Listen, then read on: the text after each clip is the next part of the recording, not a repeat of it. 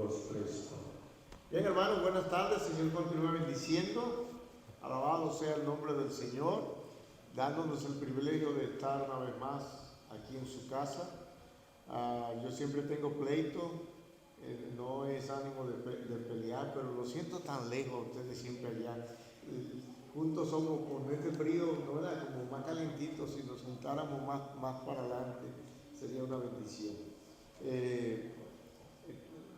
Pues sean todos bienvenidos para alabar junto al Señor. Vamos a ponernos de pie, vamos a leer una porción de la palabra en esta tarde.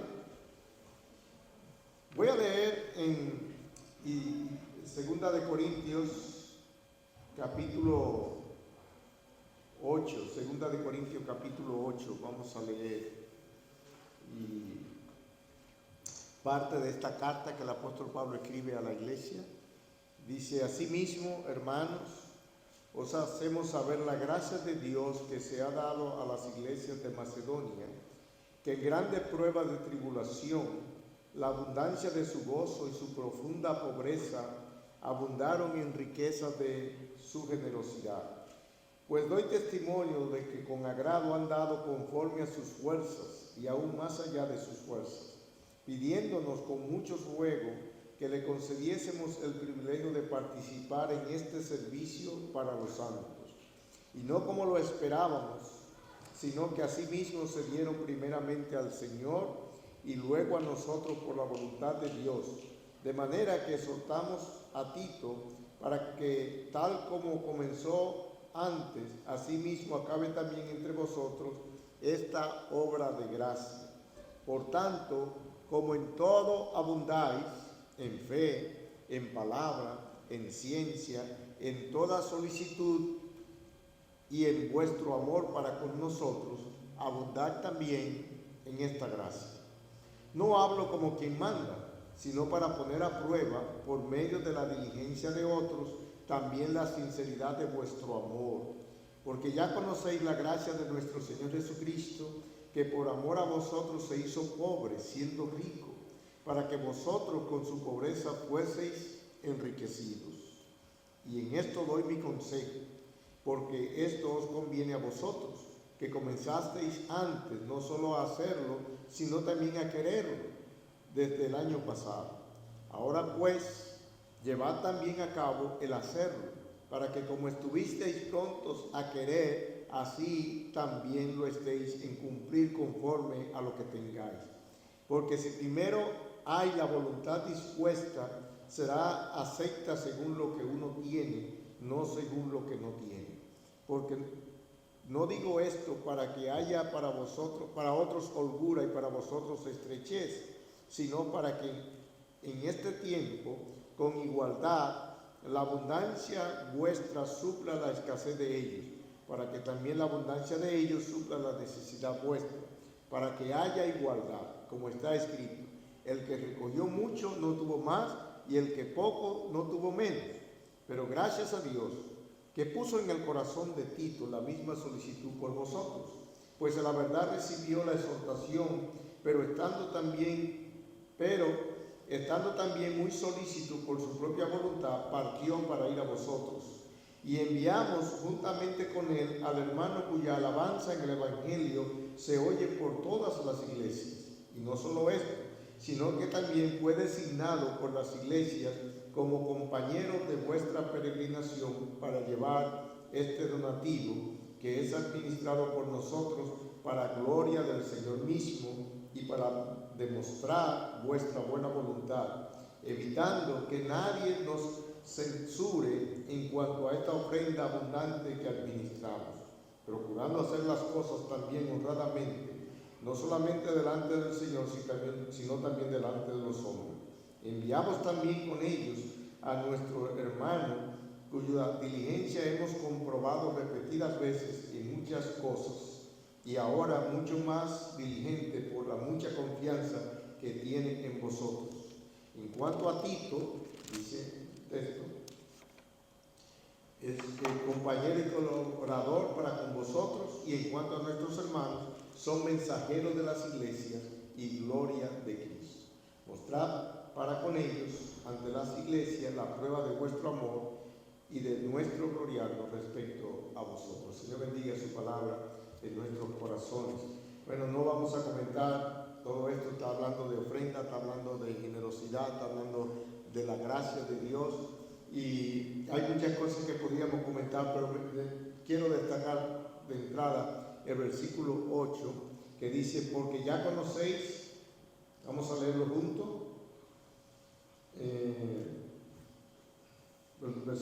versículo 9, porque ya conocéis la gracia de nuestro Señor Jesucristo, que por amor a vosotros se hizo, ¿qué cosa? Siendo rico. ¿Para qué? Para que vosotros con su pobreza fueseis enriquecidos. Vamos a orar y poner el punto en la mano del Señor. Padre, te damos gracias en esta tarde por el privilegio de estar aquí en tu casa. Venimos para adorarte, para darte gloria, para darte honra. Señor, reconocemos nuestra incapacidad, nuestras limitaciones. Pedimos que tú nos perdones y que tú, oh Señor, nos dé la dirección de tu Espíritu Santo que necesitamos para tener un culto que sea de tu agrado. Señor, recibe los cánticos y háblanos a través de todo este servicio para nuestra edificación, consolación y nuestra motivación para seguir hacia adelante en el camino de la fe. Te agradecemos por la persona de tu Hijo amado Jesucristo, que dice la Escritura que Él, por amor a nosotros, siendo rico, se hizo pobre, para que nosotros, en esa pobreza suya, nos fuésemos enriquecidos. Él mostró ese acto supremo cuando tomó la cruz y llevó nuestros pecados sobre sí mismo. Gracias, Señor, porque en Él somos justificados y tenemos también por medio de Él libertad y acceso delante de tu presencia. En su nombre oramos. Amén. Sean todos bienvenidos una vez más a la casa del Señor. Lo leo con el grupo de alabanza.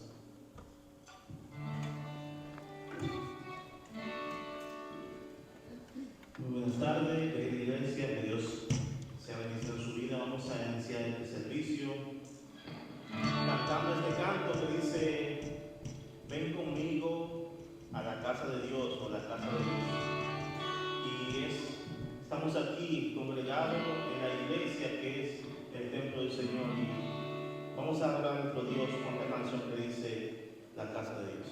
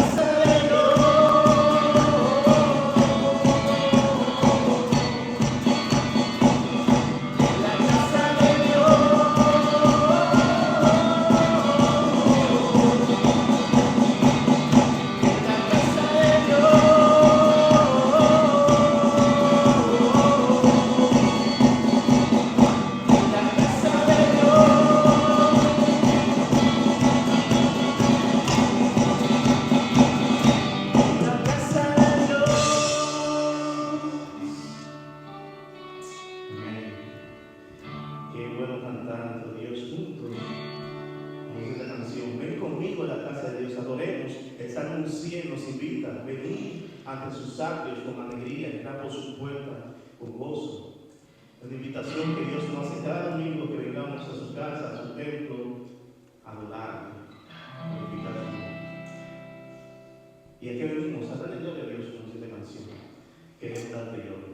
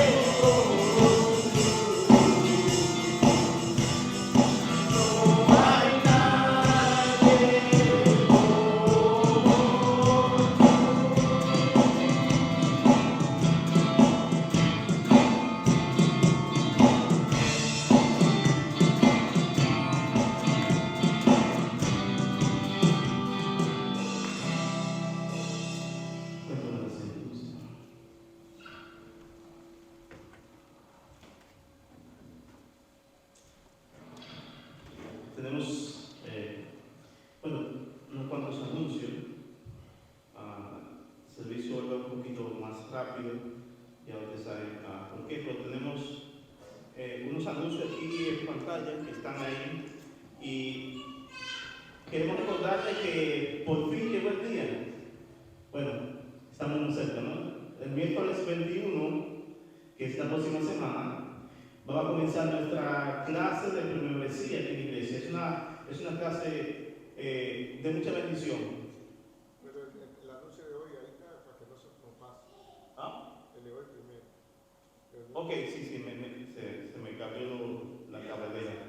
Sí. El anuncio de hoy lo pusieron, tenemos que es el informe financiero. Va a ser después del servicio. Este domingo, 18, después del servicio, vamos a cortar todo el servicio, pero después del servicio vamos a tener ese informe financiero. No se vaya, quédese, que también es parte del servicio. Vamos a tener ese informe financiero para todos aquí después de este tiempo. Y el 21, sí, vamos a tener la clase de premembresía aquí en la iglesia a las 7, el miércoles 21 a las 7 vamos a tener. Venga a esta clase, es una clase de bendición. ¿Sí? Sí. Hay actividades aquí en diferentes salones. Vamos a usar el salón de la escuela dominical que hemos usado siempre, el de Tres Pasillos. ¿De acuerdo? Ahí vamos a estar a las 7. Pastor, Sí. también se escucha muy lejos el miércoles 21, es este miércoles. Este miércoles, sí. 2 días, 3 días. Para que tengamos presente. Y el otro anuncio que hemos movido, ya me creo que le comunicaron, la clase de predicación expositiva decidimos moverla para el bien de todo y para que así no esté tan cargado la iglesia. Ya no va a ser los viernes. Ahora esta clase va a comenzar después de la clase de membresía, y la fecha que pusimos aquí, que va a comenzar, si así Dios nos da gracia, va a ser miércoles 25 de febrero. Vamos a comenzar con una clase de predicación expositiva, así para no cargar la semana con 2 actividades a la vez, así todos podemos asistir. Así que esos son los anuncios que tenemos por ahora, y ahora lo que resta es que vamos a orar por las ofrendas, que sea el Señor guiándonos este tiempo. Le voy a pedir a mi hermano Fernando que sí puede orar por las ofrendas. Las ofrendas, y bueno, Señor Padre Eterno, le damos las gracias, Señor, por toda su bondad, Señor, y por su misericordia. Gracias porque usted ha sido bueno con nosotros, Señor. Gracias por todo lo que usted nos ha proveído, en especial por la salvación que nos ha dado a través de su Hijo Jesús. Te rogamos que también bendiga, Señor, estas ofrendas que van a ser levantadas, Señor, y que sean usadas, Señor, conforme a las riquezas de su gloria, Señor, conforme a su voluntad en Cristo Jesús. Otra vez ponte sobre sus pies y cantemos esta canto que dice, oh cantadlas, otra vez.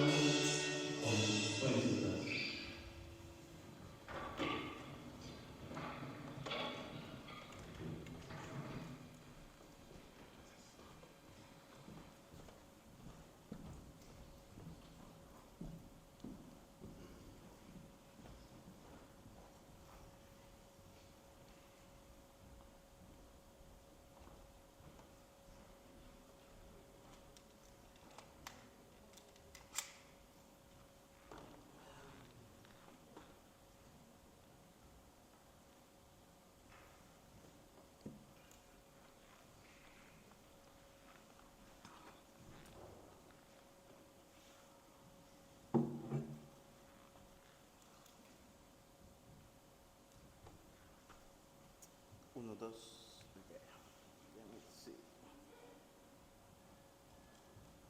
Un, dos, sí. 1, 2. ¿Escucha? ¿No? 1, 2. Sí, ok. Muy bien.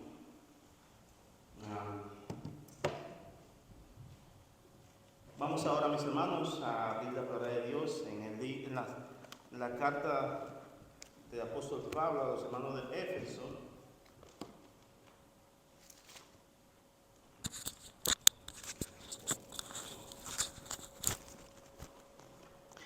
Y esta carta que estamos viendo ahora, estamos emocionados, vamos a comenzar a ver ahora la parte que más nos gusta a nosotros, que es la práctica. Casi a nadie le gusta la teoría, ¿no? O los conceptos abstractos. Nos gusta, somos más pragmáticos, nos gusta más poner en práctica lo que ya hemos aprendido. Y aquí en esta carta de Éfeso, nosotros llegamos a la segunda parte, la gran segunda parte o la gran segunda división de esta carta, que es la parte práctica que habla de nuestra conducta en Cristo. Ya vimos al principio, los primeros 3 capítulos, que nos hablaba de nuestra posición, de nuestra identidad en Cristo, de lo que nosotros somos en Cristo. Y ahora vamos a ver cómo vivimos, cómo debemos de vivir, cómo debemos conducirnos en Cristo. Esta segunda parte de esta carta, que se marca aquí con el capítulo 4, da un giro grandísimo. El apóstol Pablo da un giro grande aquí acerca de cómo la iglesia debe de conducirse en todos los ámbitos. Vamos a ver desde el siervo hasta los empleados, la familia, las autoridades. Vamos a ver cómo el apóstol Pablo le enseña a la iglesia de cómo debe de conducirse, de cómo debe de vivir. Pablo estuvo hablando en los primeros 3 capítulos acerca de lo que nosotros somos en Cristo, pero ahora viene a hablar acerca de los deberes en Cristo. Pablo va a enseñar de que nuestra conducta cristiana fluye de una identidad cristiana. Cuando usted conoce lo que usted es, entonces usted va a actuar y vivir de esa forma. De hecho, es una frase muy común en el mundo, yo soy lo que creo, o lo que yo hago es lo que yo soy. Entonces, el apóstol Pablo nos enseña, cuando nosotros ya hemos afirmado, hemos arraigado las verdades bíblicas de nuestra posición en Cristo, ahora podemos entonces comenzar y vivir de acuerdo a ellas.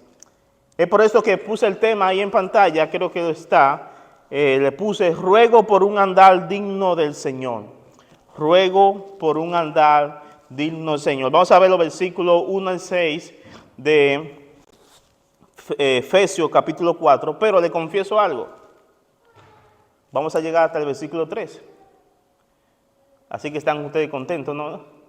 Vamos a abarcar solamente 2 versículos hoy por cuestión del tiempo y por lo que nos sigue. Pero vamos a leer los 6 versículos para que tengamos un contexto mayor. Dice el apóstol Pablo, yo pues preso en el Señor, os ruego que andéis como es digno de la vocación con que fuisteis llamados, con toda humildad y mansedumbre, soportándoos con paciencia los unos a los otros en amor, solícitos en guardar la unidad del Espíritu en el vínculo de la paz, un cuerpo y un espíritu, como fuisteis también llamados en una misma esperanza de vuestra vocación. Un Señor, una fe, un bautismo, un Dios y Padre de todo, el cual es sobre todos y por todos y en todos. Muchos todos hay.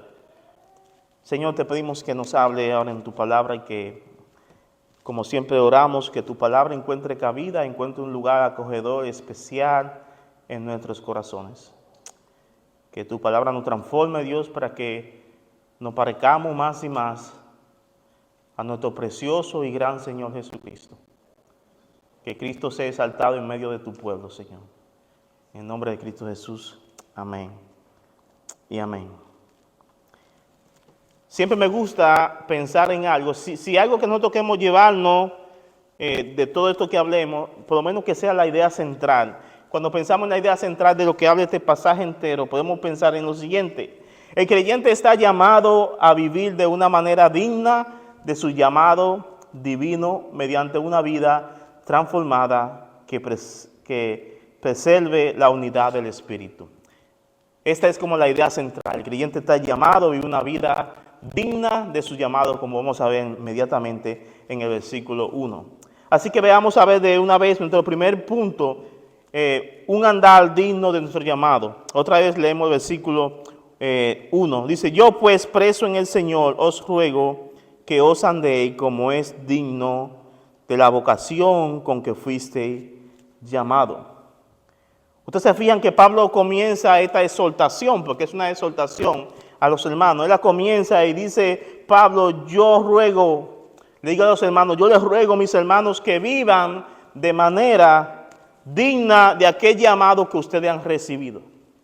En otras palabras, mis hermanos, yo les pido que ustedes, no les mando, les ruego, aunque gramaticalmente hay un imperativo también ahí, pero les ruego que anden, que vivan, vamos a ver qué significa esa palabra andar, pero que vivan de acuerdo al estándar del llamado que han recibido. Que se comporten de acuerdo a lo que ustedes son. Los primeros 3 capítulos hablaron mucho de eso, ¿no es verdad? Somos redimidos, somos hijos de Dios, herederos, somos de la realeza. Entonces, como somos de la realeza divina, ¿qué se espera? Que andemos de acuerdo a lo que somos. Ustedes se han fijado en la corona de Inglaterra, los que son miembros de ellos. Tienen unos protocolos y unos estándares que no pueden violarlos, tienen que andar fuera y dentro del palacio. Tienen que comportarse de tal forma porque ellos representan ¿qué? Representan a la corona real. Y Pablo pareciera que está pensando en esto cuando dice, os ruego que andén de tal forma que sean dignos del llamado que han recibido. Pero antes de que Pablo le mencione eso, ustedes saben que Pablo aquí en su ruego le dice a los hermanos que él está preso, que él está en la prisión. Dice, yo pues preso en el Señor, y ya Pablo vino hablando de eso, lo dijo en el capítulo 3, versículo 1, también él dijo, por esta causa yo, Pablo, prisionero.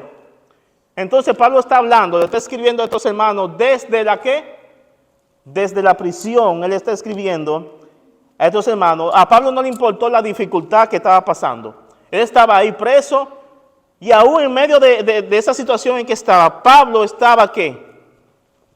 Intercediendo, orando y preocupado por el bienestar espiritual de los hermanos.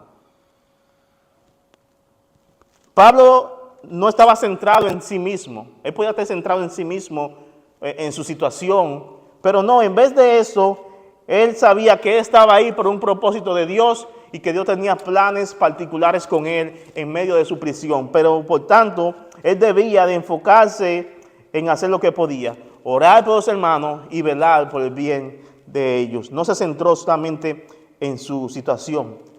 Pablo le hace un llamado, una exhortación a estos hermanos de Éfeso, de que ellos vivan conforme a la posición, a la identidad que ellos ya tienen en Cristo. Todo lo que Pablo ya les mencionó anteriormente, que anden conforme a eso, porque esta es la parte práctica. Es la parte práctica. Pablo prácticamente terminó con los aspectos conceptuales acerca de términos y esa parte. Ahora vino con la parte práctica, de cómo yo pongo en práctica todo esto que he visto. Pablo le dijo anteriormente, ustedes son que redimidos, ustedes son hijos de Dios, ustedes son familia de Dios, ustedes son herederos, ustedes todos son de la realeza celestial. Pero por tanto, ahora deben de vivir conforme a esa identidad que tienen en Cristo. Él hace un llamado que como hijos de Dios anden como tales. Él le presenta aquí varias características que vamos a desglosar nosotros. Vamos a estar viendo esa característica de cómo deben andar. Que ellos deben andar como hijos de la familia del rey. Que ellos andaran amando lo que Dios ama, ¿no verdad?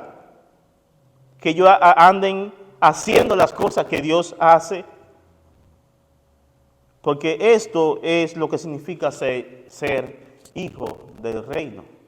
Andar de esta forma. Escúchame como dice un comentarista, se llama F.F. Bruce, dice lo siguiente, creo que está en pantalla. Dice, lo que han sido escogidos por Dios para estar sentados con Cristo en los lugares celestiales, deben recordar que es el honor de Cristo lo que está en juego en su vida cotidiana. El honor de nuestro Señor Jesucristo está en juego en nuestra vida cotidiana, porque estamos representando al Señor. Así como un general, un jefe representa al ejército de un país y debe de conducirse de tal forma, así nosotros también en este mundo. De hecho, la Biblia dice que somos sal, que somos luz y debemos de andar como tales. Ahora veamos aquellas características, pero antes de pasar a eso, creo que veamos un puntico aquí, un punto interesante. Cuando Pablo le dice a los hermanos que os ruego que os andéis. Esta palabra de os andar se puede traducir como también vivir, estilo de vida. Lo que Pablo está pidiendo a estos hermanos es, mis hermanos, yo quiero que ustedes adopten como un estilo de vida vivir o andar de acuerdo al llamado que han recibido. ¿Cómo? Vamos a ver las actitudes de un andar digno del Señor, de nuestro llamado. Es lo que vamos a ver. Miren cómo dice el versículo 2, en la parte A. Dice, con toda humildad. La primera característica que dice él. Andar con toda humildad. La humildad muchos la conocemos, pero la humildad es una característica esencial en el andar digno del Señor. La humildad es lo opuesto a ¿qué? La humildad es lo opuesto a la arrogancia, la humildad es lo opuesto a la vanidad y la falta de perdón. La humildad es sencillez. La humildad es una virtud tan preciosa y tan hermosa que todos deberíamos de ejercitarla cada día. Yo sé que para el mundo ser tan humilde, tan sencillo, como que es feo, porque el mundo muchas veces lo ve como tú tienes que ser imponente, arrogante, duro, fuerte. Pero la humildad se parece a Cristo. La humildad es característica del reino de Dios. Entonces Pablo dice, con toda humildad. William MacDonald dice, la humildad nos hace conscientes de nuestra pobreza y nos capacita para estimar a otros como mejores a nosotros mismos. Oye, cuando tú estimas a los demás como mejores a ti, es una característica hermosa de la humildad. Estimarlo como superiores a mí mismo. Aunque tú te veas o seas más hábil en ciertas cosas, pero cuando tú no te mofas de esas cosas, si tú siempre andas con una actitud humilde, eso es hermoso. La humildad no busca protagonismo. La humildad no busca gloria personal, sino que dirige toda gloria, todo honor a ¿quién? A Dios. En todo sentido, a Dios. MacArthur dice, la unidad es la virtud cristiana más fundamental. La unidad es la virtud cristiana más fundamental. Ahora veamos algunos apoyos bíblicos, porque la Biblia no habla acerca de esto. Ejemplo, en el gran sermón del monte que Jesús dio, él menciona esto y dice en Mateo 5:3, está en pantalla, dice, bienaventurados que los pobres de espíritu, pues de ellos es el reino de los cielos. Esa palabra pobre en espíritu es lo mismo que humildad. Dice que de los humildes es que el reino de los cielos. La humildad es característica del reino de los cielos. Santiago capítulo 4 y 6 dice, Pero Él da mayor gracia. Por eso dice, Dios resiste a los soberbios, pero da gracia ¿a quiénes? A los humildes. Entonces, esta conducta que Pablo está pidiendo a estos hermanos, que andéis como es digno del llamado que han recibido, ¿qué? Con toda, ¿qué? Humildad. Sigue diciendo, con toda mansedumbre. La mansedumbre no habla la mansedumbre es hermana de la humildad. La mansedumbre no es una habilidad, sino que la mansedumbre es espíritu bajo control o self-control. Habla de esa amabilidad, habla de yo mantener mis actitudes, mis limitaciones bajo control. Esto es lo que habla acerca de la mansedumbre. En Mateo capítulo 11, versículo 28, Jesús dijo algo interesante. Está en pantalla. Escuche cómo dijo Jesús. ¿Qué dice aquí? Venid a mí todos los que estáis cansados y cargados, y yo os haré descansar. Tomad mi yugo sobre vosotros y aprended de mí, que soy manso y humilde de corazón, y hallaré el descanso para vuestras almas, porque mi yugo es fácil y mi carga ligera. Dice, aprended de mí, que soy ¿qué? Manso y humilde. Esas dos palabras, manso y humilde. Jesús dice que aprendamos de Él. Porque estas son las características de un llamado o de un andar digno del llamado. Mateo 5:5, en el Gran Sermón del Monte, Jesús dijo también esto. Bienaventurados, ¿quiénes? Bienaventurados los mansos, porque ellos recibirán la tierra por heredad. No hay ni un versículo en la Biblia donde Dios celebre la arrogancia y la prepotencia. No lo hay. Sin embargo, Dios exalta y celebra la humildad de quienes viven así. Matthew Henry dice lo siguiente: la mansedumbre es hija de la humildad, así como la irritación y la rebelión son hijas de la soberbia. Luego el apóstol Pablo le menciona aquí a los hermanos, dice con toda paciencia, como andar con toda paciencia, andar con toda humildad, con toda mansedumbre. Ahora dice con paciencia. Ahí está difícil. La paciencia no es fácil. No lo es. Pero la paciencia viene de una palabra en el original, en el griego, que significa longanimidad. En inglés lo dicen así, long suffering, como haciendo lenta el soporte, el aguante. La paciencia es fruto de la humildad y también de la mansedumbre. La paciencia implica dominio propio, calma y perseverancia en medio de la prueba. La paciencia no reacciona con ira ni desesperación, sino que soporta con templanza. Soporta con templanza. Hay un pasaje que me llama mucho la atención en Colosenses, que el apóstol Pablo dice el siguiente en Colosenses 3:12, dice vestido. ¿Usted ha escuchado sobre el vestido del cristiano? Aquí está.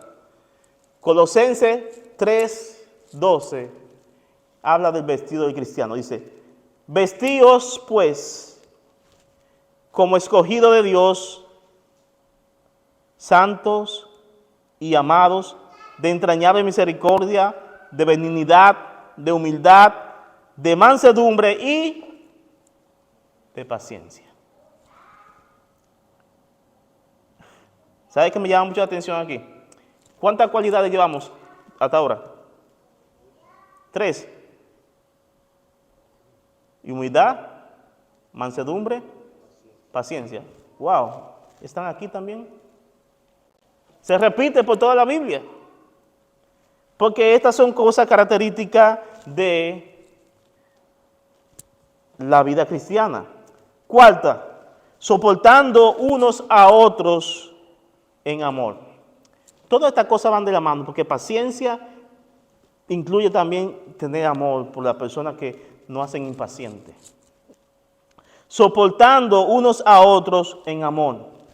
Aquí es donde se evidencia todo lo que vimos anteriormente, la humildad, la mansedumbre, la paciencia. Todo eso que vimos anteriormente se evidencia aquí. ¿En qué? Cuando yo tengo que soportarte a ti, hermano, y tú tienes que soportarme a mí. Es ahí donde se evidencia. Es ahí. No se trata simplemente de aguantar por obligación, sino que soportar en amor.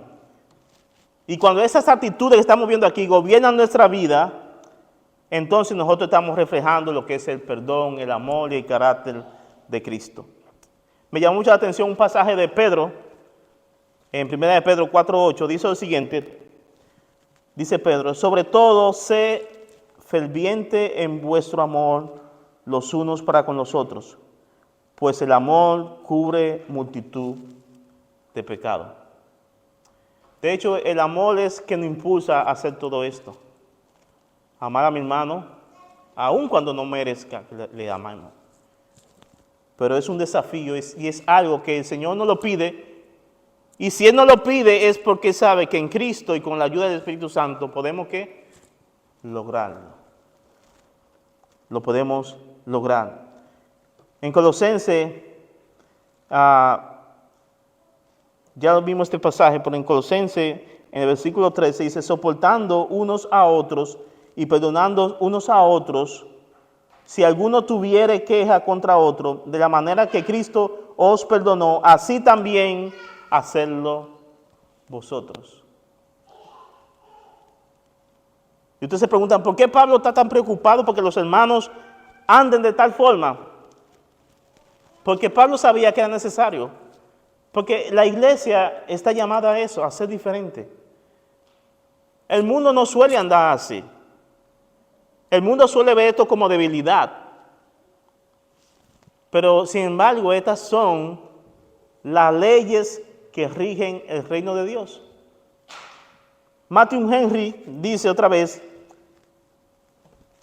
el aguante mutuo es señal de que el amor gobierna nuestro trato con los demás hermanos.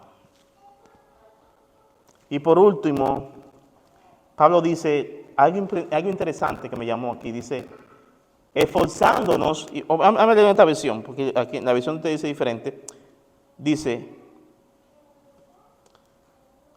ok,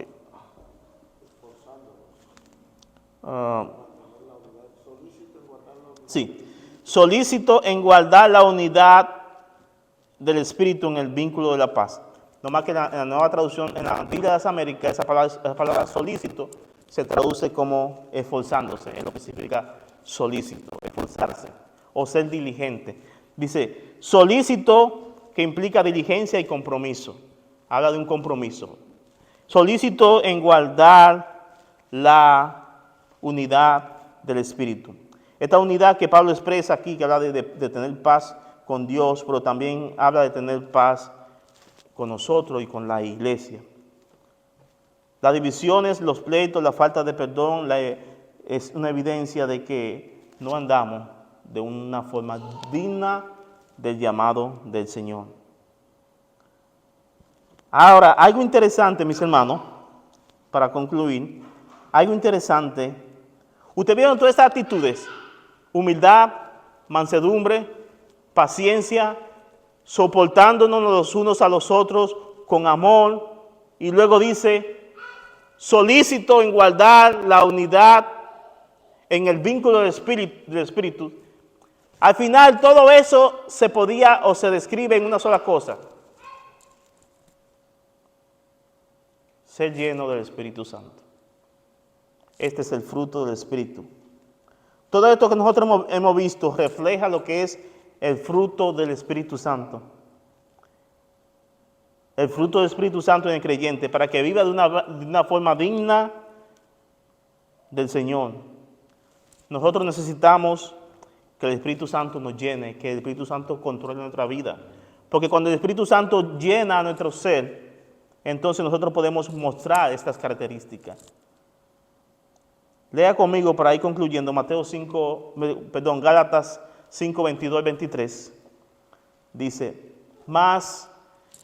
El fruto del Espíritu es, ¿qué? Amor, gozo, paz, paciencia, benignidad, bondad, fe, mansedumbre, templanza. Contra tales cosas no hay ley. Como resolución, mis hermanos, tal vez pensemos en esto. Examinemos nuestro andar como cristianos. Esto es una autoevaluación para ti mismo y para mí. Examinemos nuestro andar como cristianos y veamos que en cuáles de estas áreas necesitamos mejorar nuestro caminar. Revisemos si hay orgullo, si hay falta de amor o perdón o falta de unidad. Y una vez que descubramos eso, entonces vengamos ante el Señor en arrepentimiento y compromiso de renovación. Y si hay alguien aquí entre nosotros, a veces somos lo mismo, pero siempre es bueno hacerlo. Si hay alguien aquí entre nosotros que aún no conoce al Señor y entiende que su vida no es una vida que en verdad se muestra como lo que vemos en el pasaje, es aquí el día de salvación con esa palabra. Dios está siempre dispuesto a que si confesamos con nuestros labios que es el Señor y pedimos perdón, Él nos perdona y podemos entregarnos a Él. Vamos a orar. Señor, gracias porque tú eres bueno, gracias por tu misericordia. Gracias por lo que tú has hecho, Señor. Gracias porque este llamado que el apóstol Pablo le hace a la iglesia, aún en la condición en que él estaba ahí preso, en la cárcel, que no lo limitó para él preocuparse o interesarse por otro. Él ora con humildad y con sencillez para que los hermanos de Éfeso anden de acuerdo al estándar del llamado que han recibido. Dios, y es nuestro deseo también que nosotros podamos andar, vivir con toda humildad, Señor. Ayúdanos, Padre. Con mansedumbre, con toda mansedumbre. Ayúdanos, Padre, a entregar todas nuestras áreas que muchas veces se revelan, Dios, a ti, Señor. Con paciencia. Ayúdanos a amarnos los unos a los otros, Señor. Gracias porque tu palabra, Señor, es un bálsamo, es un bálsamo. Tu palabra, Dios, nos renueva, nos restaura. Y te pedimos que nos ayude todo esto, Señor, por los méritos de Cristo Jesús. Amén y amén. Vamos a cantar una última canción.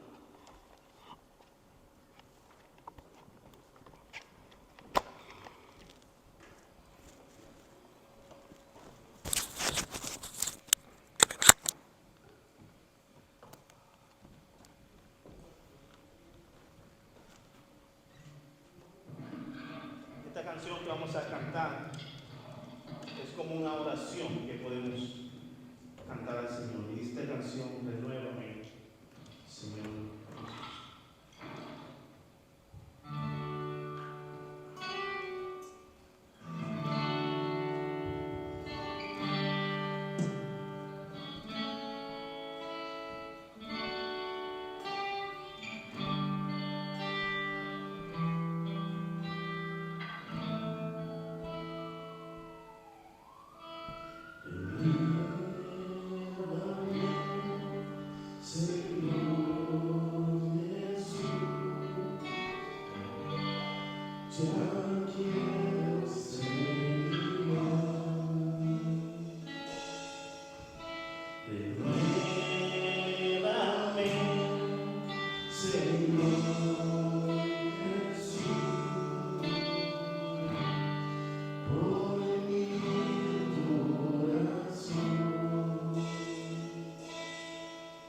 Porque todo lo que hay dentro de mí necesita ser cambiado, Señor. Porque todo